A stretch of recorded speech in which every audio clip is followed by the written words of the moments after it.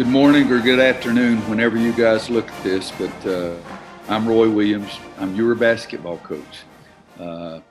These are tough times that we're going through. It's unbelievable. Never seen anything, heard of anything like this. It does remind me when I was a kid of listening to people talk about World War II, and it's not a war, but it is a war. I've always said in my entire life, my teachers were my heroes. But right now, the nurses, the responders, the healthcare professionals that are taking care of everybody, you are absolutely my heroes. The nurses, you are there. You're putting your hands on people every day. And this is scary. It's scary in two ways. Scary, number one, because I don't know what we would do without you. So understand that there's no way that anyone should be appreciated more than you are right now. So I thank you for that.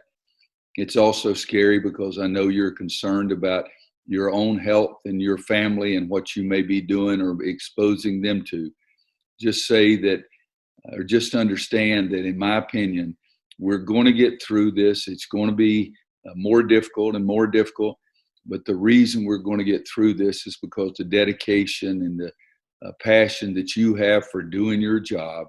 I can't think of anything, anyone that's more important than people who are there every day trying to take care of people, trying to save lives.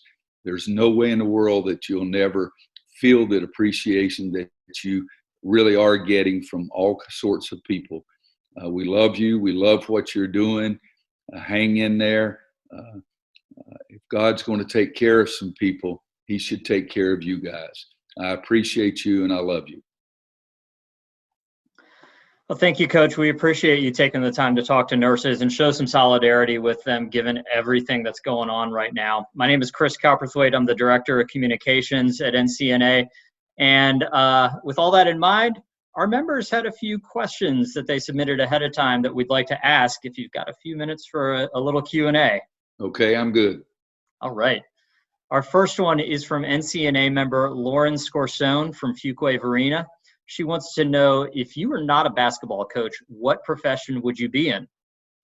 Lauren, thank you for the question. And I should have said one other thing because I didn't want you guys to be laughing so much at my so-called beard that I'm growing right now. But I'm just refusing to shave. At one point, I said I wasn't going to shave until they'd let me start recruiting again. But I think that's getting too long. But Lauren, if I were not a basketball coach, I'd probably mowing greens at some golf course, doing that so they would let me play free a couple of days a week. But when I was in the ninth grade is when I decided I wanted to be a coach the summer after my ninth grade year, because my high school coach was the most influential male in my life and has been.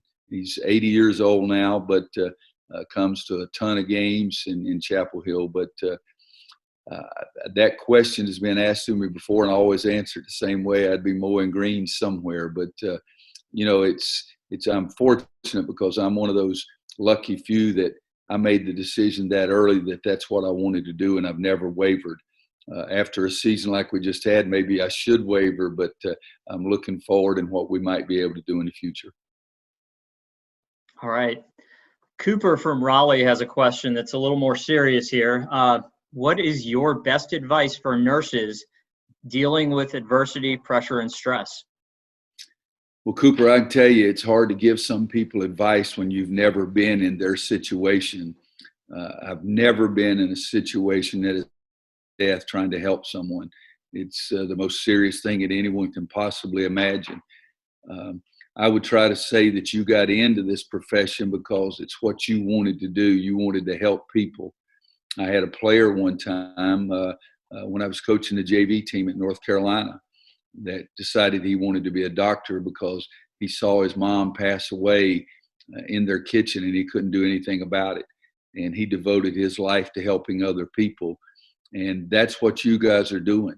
That's the most important thing by a million miles. You're trying to help people. You're trying to save lives. And so during the tough times, and I'm sure you have tough times every single day, just take a second to think of the good things you're doing. You're going to have some losses now in this stuff. We know that. But just think of the good things you're doing every day and think of those older people that you're really helping, that with your help, they're going to see their grandchildren someday. And to me, that would keep me going a little bit. That's great advice. Our next question might put you on the spot a little bit here. NCNA member Connie Bishop from Gibsonville wants to know, out of everyone you've ever coached, who stands out as having the highest basketball IQ? Wow, Connie, that's a good question too. We've had a lot of success because I've had a lot of guys who had great high basketball IQs. I'll give you a range because I can give you 4 or 5, but I can't just pick one. I'm very fortunate now to have working with me in Carolina is Sean May, who was on our 2005 national championship team, and Kendall Marshall, who left after his sophomore year in 2012. They're 2 of that group of 5. I would include Marcus Page in that group. I would include Nick Collison, who played for me at Kansas and then played 15 years in the NBA. And I would include Jock Vaughn, who played for me at Kansas, who is now the head coach of the Brooklyn Nets. And that would be my top 5. But I've had 20 or 30 or 40 more that I could name. But those right now off the cuff would be my top 5. All right. NCNA member Mary Webster out of Calabash wants to know, what is your number 1 coaching tip to players, and how do you coach younger players differently than your seniors? Well, Mary, it's some of my seniors play like younger players, so I try to do. They're not as mature as you would like them to be. When I'm coaching or giving someone advice about teaching young kids, whether it's 8, 9, 10, 12, 13, 14, the most important thing to me at that age is to teach the youngster how to shoot the ball properly. Shooting the basketball is so important. A great coach, Hubie Brown, one time said that the shooter is one who makes up for a multitude of sins. So if I'm teaching and coaching a group of youngsters, I would spend a ton of time trying to make sure that they have the proper form and the proper technique. Once we get them as an 18, 19-year-old freshman, we can't do a lot about their shot. It's hard to change it at that stage. So when we get to the age group that I have at college, I try to push them every day to get better. I try to teach them every day that you can do some things that will help you come closer to play into your highest potential. Wes Miller, that played for me, who's now the coach at UNC Greensboro, came closest to play into his absolute top potential of any player I've ever had. But I think that should be every player's goal, is to try to be the best player you can possibly be. All right. Moving on. Lauren wants to know, what's your most memorable game that you've ever coached? I know there's a bunch. Lauren, that is a tough question. I have been very, very fortunate to coach a lot of games, and I've been the head coach for 3 national championship games, and that we won. And also, I was an assistant in 1982 when Michael Jordan made the famous shot and Coach Smith won his first national championship. But if I only have to pick one game that meant a great deal to me personally, it was the first game we played after Coach Smith passed away. And we were playing Georgia Tech. And for some reason, the day before, I had this crazy idea, didn't talk to anybody about it, didn't ask anybody about it, and decided that I was going to start the game in the 4 corners. And so Marcus Page was our guard, and we go down and I hold up the 4 fingers, and it happened so quickly, the crowd never even realized what we were doing, because Marcus goes in the middle, and after about 10 seconds, Bryce Johnson breaks back door, and Marcus hits him for a layup, and that was the 4 corners. And it was just my way of doing it, having a tribute for Coach Smith and honoring him. So that game is a full game, but I've had tons of other ones. And in 2005, when we, not just a national championship game, but our Duke game at home was the loudest crowd I've ever been in front of. And we had a great win and came back from 9 down, I think, with 3 minutes to play. But I could go on and on. I'm very fortunate. I've got a lot of those. Yes, you do. James wants to ask a question that's a little more now. not having an NCAA tournament is tough this year. Can you recall the toughest tournament loss you had and how you dealt with and overcame that? Well, James, the bad news is I just said I've had a lot of great wins. I've had a lot of bad losses too. But when I was an assistant at North Carolina for 10 years, when Michael Jordan's last year with us, 1984, we lost to Indiana. I think it was in the Sweet 16.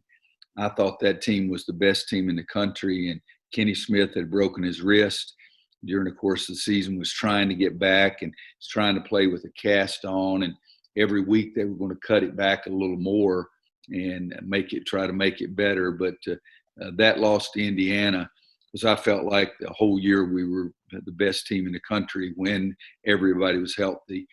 At Kansas in '97, I thought we were the best team, and we lost to an Arizona team that really got hot and beat us as a number one seed, beat North Carolina, who was number one seed, beat Kentucky, I think, as a number one seed, and they won the tournament. But that '97 team that lost to Arizona still lives with me today.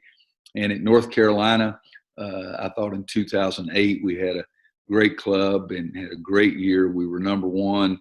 I think we'd lost 2 games all year and then won 33, I think it is. And we lost to Kansas in the Final Four.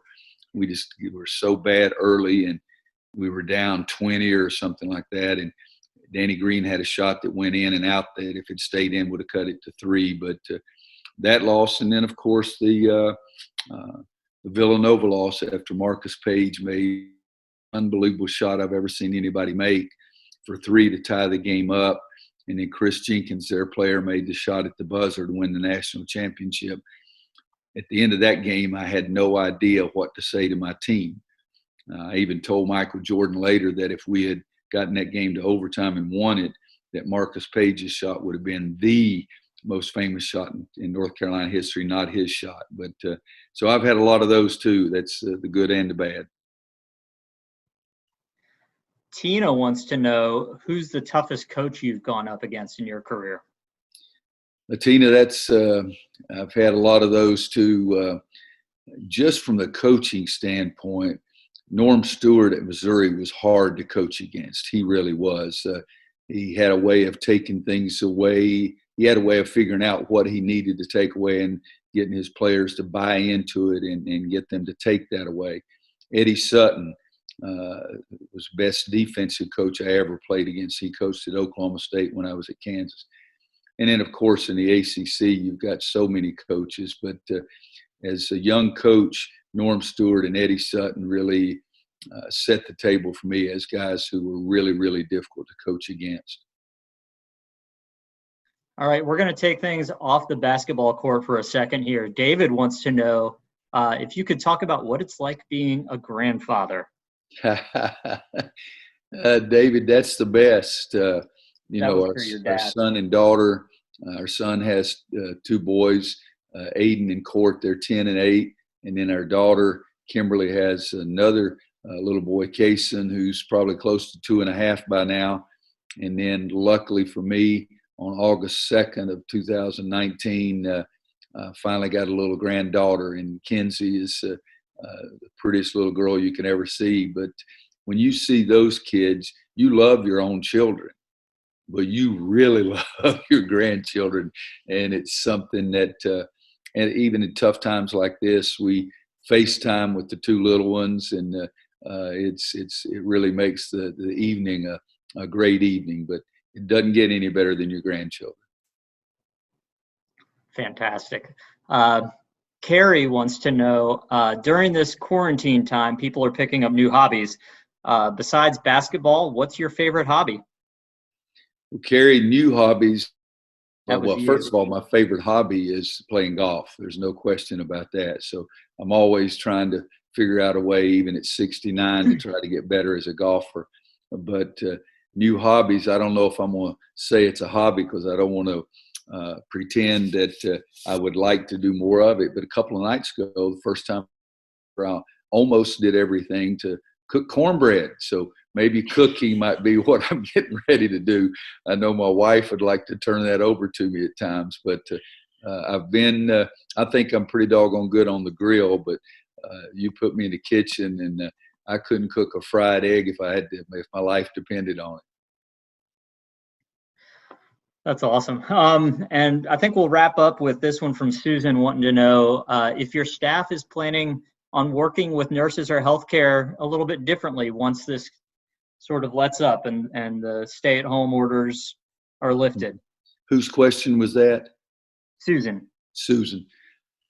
Susan, I think one thing that's going to happen, I do believe we're going to get through this, and it's not going to be smooth. It's not going to be easy, and we'll look back on it as a very, very difficult time for our country, but particularly as nurses are going to look back on as probably the worst time you've ever had.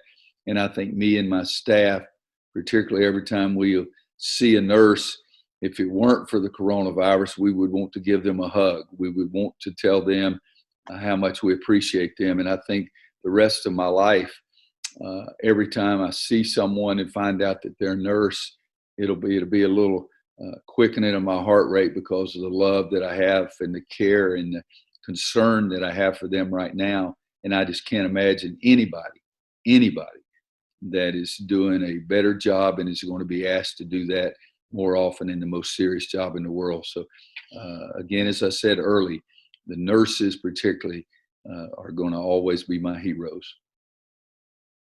Well, thank you so much. I think that's about all the time we have. Thanks to you. Thanks to Mrs. Williams for her help doing all of this. Zoom stuff because I can't do this. Well, is there anything else that you'd like to add?